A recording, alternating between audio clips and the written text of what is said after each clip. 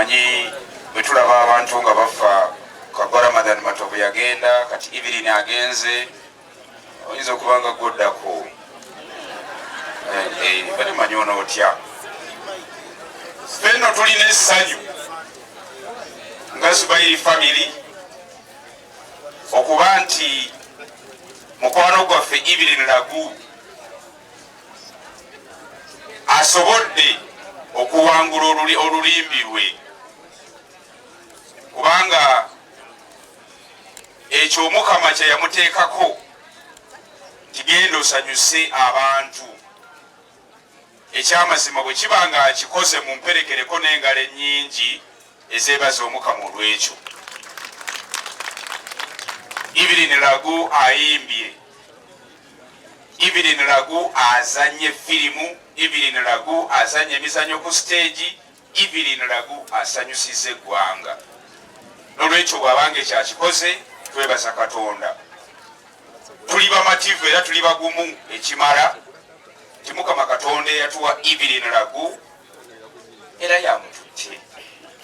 Ffe nga Zubairi family twagala okubagiza abantu b'ennyumba eno, twagala okubagiza bannayuganda, twagala okubagiza art industry okutwaliza awamu.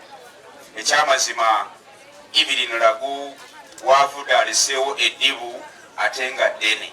Tusuubiza nti Evelyn Lagu omusingi gw'alese asimye mu Zubairi family tujja gutambulirako.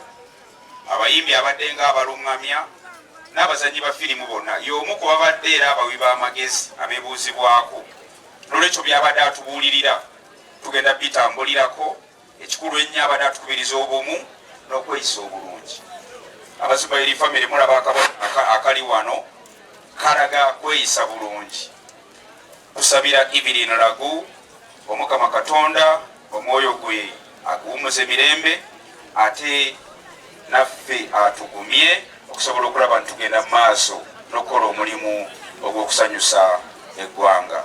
Ayi Mukama Katonda kuuma nyaffe Buganda. Ssaabasajja Kabaka awangaale.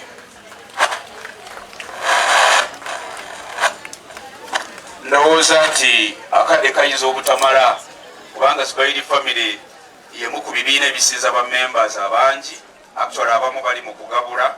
Kyalibadde kisoboka buli omu okweyanjula ne kiyinza obutavaayo. Christine Sendi jangu wano eno oyo y'omu ku babadde abawabuzi b'ekibiina ne Evelyn Lagu. Njagala owubireko ku bantu eri mukutaamu nnyo Muhamudu wubirako ku bantu eri baneefira tuwubireko abantu kakabonero akalaga nti Evelyn Lagu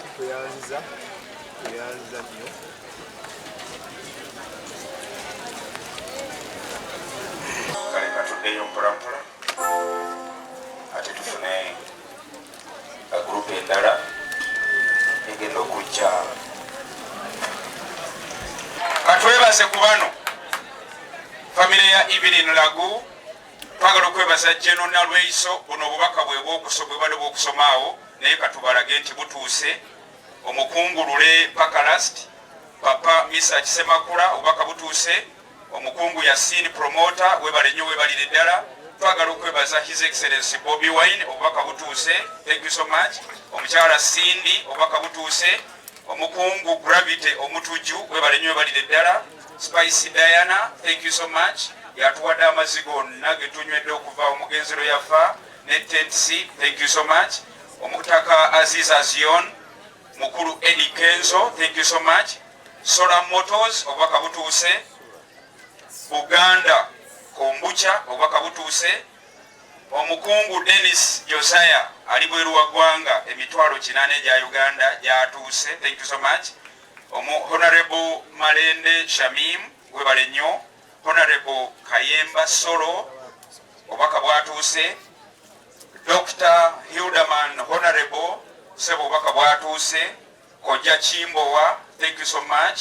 Ono yakoze kinene nnyo olunaku lw'eggulo ekiro abantu basuze basanyufu. Omulangira Suuna webale nnyo. Omuzira Nkima Segawa John webale nnyo. Farida Ndaus obubaka bwatuuse webale nnyo webalire ddala. Waliwo bwe yakyankalanyiza ekiro kyonna mu kusanyusa abantu ne sente n'awaayo. Alien Skin, twagala okwebaza Zubairi family obubaka butuuse bulungi. Nga nsembyayo na bano obubaka butuuse. Banayiga bwe mu buwandiisi tubufunye ne sente zituuse. Queen Florence, thank you. Pacho ndaba wano Mukungu Kasozi Murodokai obubaka butuuse. Sharita Mutawe webale nnyo obubaka butuuse. Omutaka Kazibwe Kapo webale nnyo webalire ddala. Omwana wattu David Lutalo nga 29 ayina nesho omulongo sebo obubaka butuuse webale nnyo webalire ddala. Okushifa obubaka butuuse. DJ Elcom obubaka butuuse webale. Chris Jones obubaka butuuse. Morris Muchibi owa BBS TV obubaka butuuse. Aba Uma Uganda Musician Association obubaka butuuse. Kafaka Uganda bananga obubaka butuuse. Kansembyeyo omukulu yakola ekyewuunyisa ku show gye baasazaamu omukyalo oyo gwe tusabira omukama mbuumuza emirembe. Omukyalo yasazaamu show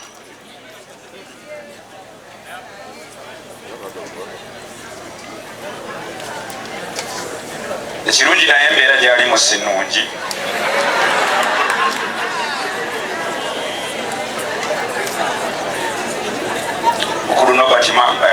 Mukulu Nobert Events simanyi oba waali kweyo show yatuwa akakadde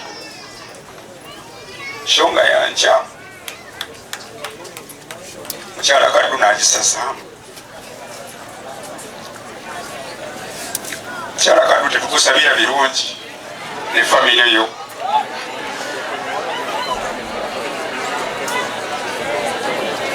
Kojo jiyo maaso